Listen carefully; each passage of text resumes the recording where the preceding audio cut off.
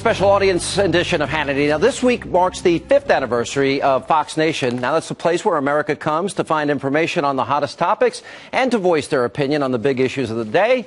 And in honor of being a defender of the Constitution for half a decade, we are basing tonight's show around the most viewed and commented story ever posted on this site. It was the great, incredible Paul Harvey's Warning for a Nation. Now, back in 1964, the iconic radio host wrote an article entitled, "If I Were the Devil," and over the years he adapted and added to the dire prediction about where this country was headed. Now listen to the first portion of an audio version that he read back in 1996. If I were the devil, I wouldn't be happy until I had seized the ripest apple on the tree. So I'd set about, however necessary, to take over the United States.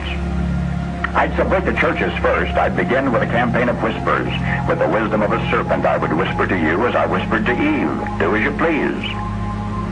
To the young, I would whisper that the Bible is a myth. I would convince them that man created God instead of the other way around. I would confide that what's bad is good and what's good is square. And the old I would teach to pray after me, "Our Father, which art in Washington." And then I'd get organized. I'd educate authors in how to make lurid literature exciting so that anything else would appear dull and uninteresting. I'd threaten TV with dirtier movies and vice versa. I'd peddle narcotics to whom I could. I'd sell alcohol to ladies and gentlemen of distinction. I'd tranquilize the rest with pills. So was Paul Harvey in a way like Nostradamus? We're going to play more of his dire warning throughout tonight's show. And with the help of our studio audience, we're going to offer solutions. How do we fix America's problems? But to be clear, we aren't the only ones who believe something needs to be done to adjust the course here at home. According to the latest survey from Rasmussen Report, 62% of those polled said that the country is on the wrong track. And only 30% believe we're headed in the right direction. So to kick things off, we bring in our studio audience. Let me put up on the screen one thing here. And it's millennials and religion. First of all, how many here believe in God, if you don't mind me asking? Hi, Amy. We'll get to that in a second. All right, all of you believe in God. Do you all believe in the devil? Does anybody not believe in the devil? You believe in God, but not the devil, Noah. Well, there's something to be said for being leery of organized religion, which I think is what millennials would say broadly is what they find unattractive. Being spiritual and having a belief in something that's higher in an organizing theory, which is God, is something that's distinct from organized religion, which a lot of people have really serious problems with. We have a poll, Noah, on that, too, and it shows that millennials are less likely to believe in God. If you look at the numbers, 18 to 33, 58%. As people get older, they tend to be getting closer to the pearly gates, so maybe they want a last minute. So maybe I'll get there in a couple of years. Well, yeah. Is that a hint? I guess the point is, Amy, you say you don't believe in God. I'm surprised. I've known you all these years. I didn't know. Are you an atheist or agnostic? I'm agnostic. I mean, I don't take any special pride in my lack of spirituality here. And I don't think you have to believe in God to see that there is something sinister that is going on in our culture right now, particularly our political culture. When we look at the hounding and the persecution of a man like Brendan Ike of Mozilla, and having these, absolutely these budding Robespierres wanting to hound him from political, or rather public life. Wasn't Nazi Germany evil? Kirsten Powers, that was evil, right? Huh? The treatment of women in some radical Islamic countries is pretty evil, right? Yep. Rape, murder, pedophiles, are they evil? Is that human evil? Yeah. Is there spiritual forces at work there? I think there are. I mean, I'm a Christian, so I think it's very hard. I know there are a lot of Christians that will say, I believe in God, but I don't believe in the devil. But Jesus believed in the devil. So if you believe the Bible, cast out demons, right? Yeah, if you believe in the Bible, I don't think it's the question of what. I wonder if I can cast out your liberal demons. It's a question of it's not a demon. My angel. Yeah, your angel. As a Jew, we do not have as carefully formed a notion of good and bad and a devil, but we have a belief in a Judeo-Christian ethic that in the context of politics and political life says that we have unique values, cultures, and life experience that makes us a beacon for the world and able to transmit to those who want to see and hear a pattern of how to live and govern ourselves. But Doug, I would argue when Ahmadinejad or the mullahs in Iran talk about wiping Israel off the map, they want a modern-day Holocaust that would be human evil. Of course they would, but I don't see them as the devil. I believe that what we need to do is to imbue in our culture and our values and in our political discourse a sense that we can be as good a people as the Bible says we are. Sean, I think that there's an aspect of that statistic that you put up there that is sort of being lost. The real problem with millennials today in terms of their faith is not that there's so many people who are distrustful of organized religion. It's that there's a larger and larger portion of them who actually don't want to have any opinion on religion. I would rather there were more atheists who had thought this through, as opposed to the rising portion that we see from the Barna Foundation and others that have no opinion or think they have no opinion. From my perspective, that devalues the whole issue of faith. It just shoves it to the side as opposed to grappling with the real ramifications. I have to disagree a little bit. I do actually think that a lot of millennials are very fed up with organized religion and with the church. And look, I'm fed up with them, and I consider myself a devout Christian. So it doesn't mean that they don't believe in the Bible, but they are tired of sort of the religious right and the cultural right. But see, when you dig into it, maybe we're getting off track just a hair here. The Bible into a political weapon. If I can, Lauren, let me maybe put up on the screen.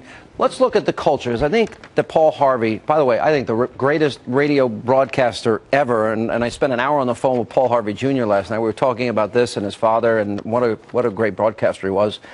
And look at the antidepressant use in the country. It's up 400%. If you look 1988 to 1994, 2005, 2008, up 400%. Now let's take a look at Miley Cyrus. Just one cultural icon, if you will. Twerking, okay? Put it up on our screen. You can see her over there and some of the videos. Has the culture declined? And is it related in some way to what Paul Harvey was warning about? Absolutely. It has absolutely declined. You don't look like Lauren. Oh, I'm sorry. No, that's all right. No, go ahead. Jump right in. No, it has absolutely declined, and Paul Harvey was exactly right. But what has happened in terms of religion's responsibility as a minister, I shoulder a lot of that responsibility. I look out there and say, what am I doing wrong? What has my generation of ministers and spiritual leaders or religious leaders done wrong? And we made a business out of religion. We made a cult out of religion. But you're a pastor. You haven't done that, have you? No. Well, it was headed in that direction, and 7 years ago, I left. I unplugged. I left my large church with stained glass windows and high back chairs and organ music, and I started another church in a bowling alley.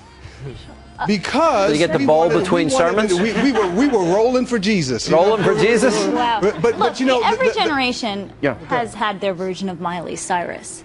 I think of Madonna, but I think Madonna was very different. We're talking about, Miley go back. Cyrus. You go back to the 40s and 50s in American schools. What were the top problems? We did a whole series on spring break. You were part of it. Some of you. Chewing gum and running in the halls, chewing gum, talking in class. What is it today? Pregnancy, drug use, alcohol abuse, and suicide. Yeah, segregation wasn't a problem at all. Segregation wasn't the biggest problem in the schools in the 50s. Now we have a new DSM-5 that has given us all these new mental disorders, and now we need to drug all of our children, exactly as Paul Harvey said. It's like he was clairvoyant. And so we're drugging all of our youth, and then we wonder why we've had this massive decline. You take God out, you take away their moral wheelhouse. They have nowhere to go when they have a moral conflict. They don't even know what truth is anymore, and then we're drugging them on top of it. What do we expect? We're idealizing a time Lauren, period. go ahead. We're idealizing a time period and looking back on honestly, something as a millennial, that existed at the time. As a millennial, I think it's really important to know that Allison, go ahead. Remind us that you're younger than everyone else. Go ahead. There, of course, are young millennials that are leaving the organized church, but there is a large demographic also that's leaving what they did not like and finding what they did like in religion, and that's right and wrong and structure. There's something to be said about this generation that was raised being told you can do whatever you want, there's no right and wrong, whatever, and then to see the consequential depression, the suicides, the pain that comes from feeling like there might not be a right and wrong and my life is not worth anything. So I think you have to speak to both and talk about why maybe they're leaving the organized. That's a good point, I think. There is what's happening in American culture today is lack of personal responsibility. What we're in terms of drugging our children, instead of teaching them about how to handle their emotions and how to handle certain problems, here, take this pill. A teenager gets pregnant, oh, go get an abortion instead of handling it. Parents aren't teaching their kids the way they used to in the 50s and 60s, and that's why what Paul Harvey said was so accurate. Katie? I would agree with that the personal responsibility is also an issue, but I think that we've also flipped in our culture the definition of things and consequences for actions. So, for example, the anti-bullying movement. everyone hates bullying, but when you look at these no tolerance policies that punish everyone rather than just the person who's at fault, it creates this culture of everyone feeling like they're doing something wrong, but at the same time, no one's held accountable for the actions that they're taking. And so that happens in our schools, and it also happens with our parents. You know, a lot of people don't have two parents in their home, and that has been a big shift that we've seen since the 50s and 60s as well, leaving kids at home after school, doing what they want to, and having no consequences for their actions. Moms now. 1 in 3 moms is stay at home. Yeah. But if I could address your comment that every generation has a Madonna, certainly the celebration of decadence has long been in American culture. But what I see that is so disturbing is that it gets younger and younger, that we are sexualizing little girls at younger and younger ages, which is part of why what's been happening with Miley Cyrus is so disturbing to so many people. And you don't have to be religious to see that there's something very wrong there.